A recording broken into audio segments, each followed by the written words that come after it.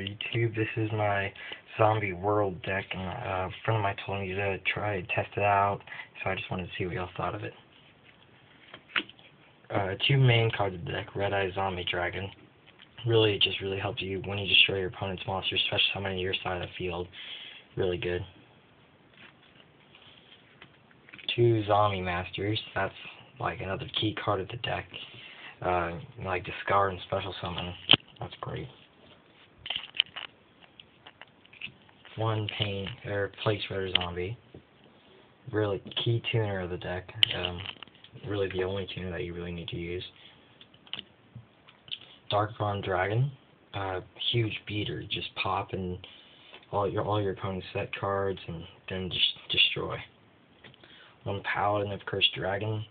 Really, that's really good if your Red Eyes didn't really affect go off. You can just use Paladin to special summon the monster instead. Ryukoki. This card, really, it's only when you don't have Zombie World on the field is when this card really comes in handy, because it's like Spellcaster and Warrior when it destroys, so that's pretty good. One Mystic Tomato.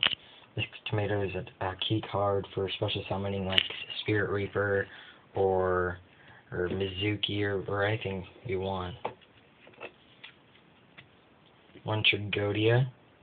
Tragoedia really helps you in the situation. Sometimes, yeah, I know that sometimes I can be like screwed over a little bit, and it's a little bit better helping.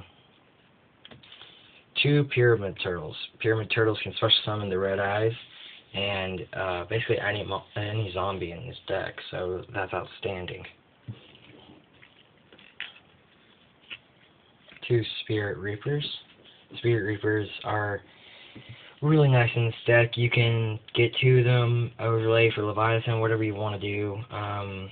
It really holds out your opponent, makes them waste like a pop on data or anything like that. Two Goblin Zombies.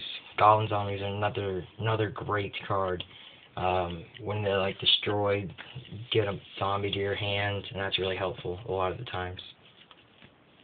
Mizuki, you just banish them from your grave, special summon any zombie, so that's really helpful a lot. And then finally for the zombies and monsters, Sangan. Sangan's really nice. Same thing as Goblin Zombie, just 1500 less monster. Key cards of the deck right here. Two Zombie Worlds. Really good cards. Really is the whole point of this deck, because half of your zombies rely on them, so that's really good. One Mirror Force, because it's a staple. Magic Cylinder, that's like a personal favorite. Just redirects damage, which is really nice. Solemn Judgment's a staple, always great. Sakuretsu Armor. I'm only really running this because I don't have a second D prison, so I just fill her right now.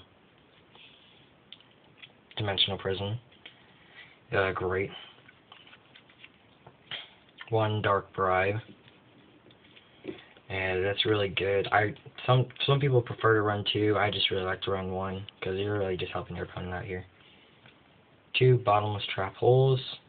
Obviously, because they are semi-limited and they are amazing with no priority. Two Call the Haunted. Really, because you're special summoning a lot in this deck, and it's really useful.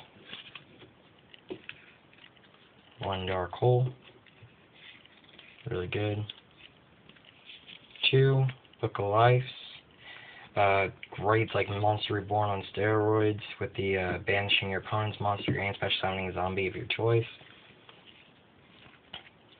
Two Mystical Space Typhoons. Great, destroying your opponent's back row. Creature Swap. If you're running this deck, it's really kind of stupid not to run Creature Swap, because you have so many like Goblin Zombie or Pyramid Turtle or Sangan that you could just switch with your opponent, and then you get their effects, and it's amazing. One Terraforming, just so you can get the Zombie World in your hand. Monster Reborn, of course. One Call the Money.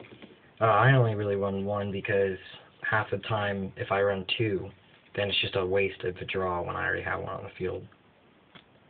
One Heavy Storm, staple. Smashing Ground to clear your opponent's side of the field. Burial from a Different Dimension. This is a great card because you can really use it on like Dad when he banishes 3. You can really do like 6 in one turn. And Book of Moon, great like safety card, blocks your opponent's attacks. So that's the main deck. And you have your extra deck right here. And extra deck's really helpful a lot of the times just because you have your 6s needing to go into them. But there's a lot of key cards in this deck. Like Revive King Haldez, that's the first one. He's a key card.